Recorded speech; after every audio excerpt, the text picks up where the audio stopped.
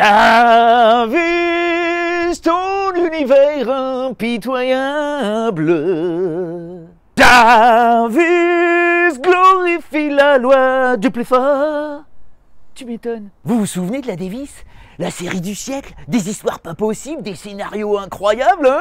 Et ben c'est fini. Et c'est à ce moment-là que tu te rends compte que la Fédération internationale de tennis, la FIT pour faire plus court, et ben la FIT, c'est magique. En quoi? En 45 minutes, ils ont enterré 118 ans d'histoire du tennis, comme ça, paf. Ah bah c'est costaud, hein. C'est comme si tu réussissais à raser le Louvre ou à démonter la Tour Eiffel en une mi-temps. Parce que sans déconner, c'est ça qu'ils ont réussi à faire. Ils ont réussi à effacer un monument historique. Ils ont réussi à oublier le gazon en Australie, les 6h22 de McEnroe-Wilander, la terre qui brûle au Brésil, les bancs et les nions qui volent au Paraguay, les crampes de Sampras sur un cours noyé en Russie, Saga Africa, les 5e sets, les 5e matchs décisifs, il n'y en aura plus.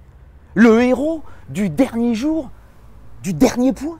Encore mieux, ils ont réussi à enterrer une deuxième fois les mousquetaires, les Lacoste, Borotra, Cochet, Brugnon, ceux des années 20, ceux des années folles, une époque où on construisait au lieu de détruire. En fait, ils ont réussi à faire en sorte que l'argent devienne plus important que le drapeau, que le maillot, que la cupidité soit plus forte que l'honneur et le sacrifice qui étaient jusqu'à présent les vraies valeurs de la Coupe Davis. Et quand je dis il, je vise plus particulièrement monsieur Francesco Ricci Bitti, président de la FIT de 1999 à 2015, et son vice-président Jean Gachassin, qui tous les deux, pendant 17 ans, n'ont pas bougé une oreille malgré les avertissements des joueurs. Parce que quoi qu'on nous raconte, c'est ça le nerf de la guerre, ce sont les joueurs.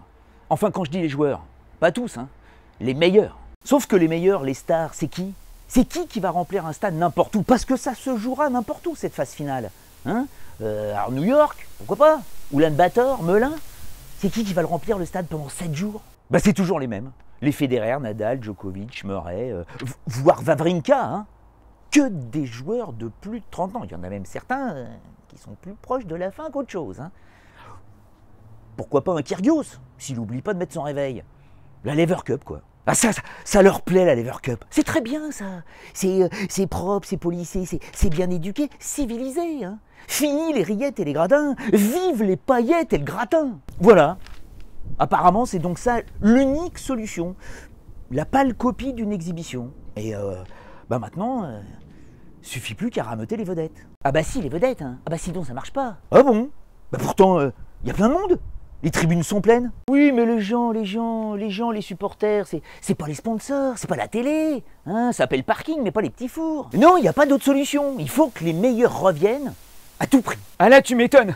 Ah bah là, ils ont mis le paquet. Une défaite en quart de finale qui se jouera un vendredi de fin novembre. J'ai bien dit un vendredi. Un seul jour. Où il y aura 2 simples et un double. En 2 sets gagnants. Sur un terrain neutre. Ah bah oui. Hein. Ne faisons pas de bruit. Restons entre nous surtout. Alors là, tonton ouvre la banque.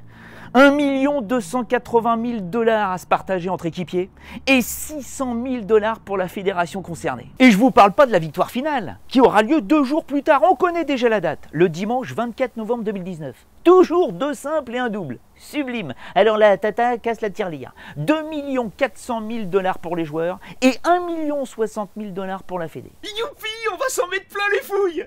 Enfin eux. Et l'intérêt sportif dans tout ça? Le quoi? Davis, ton univers est pitoyable.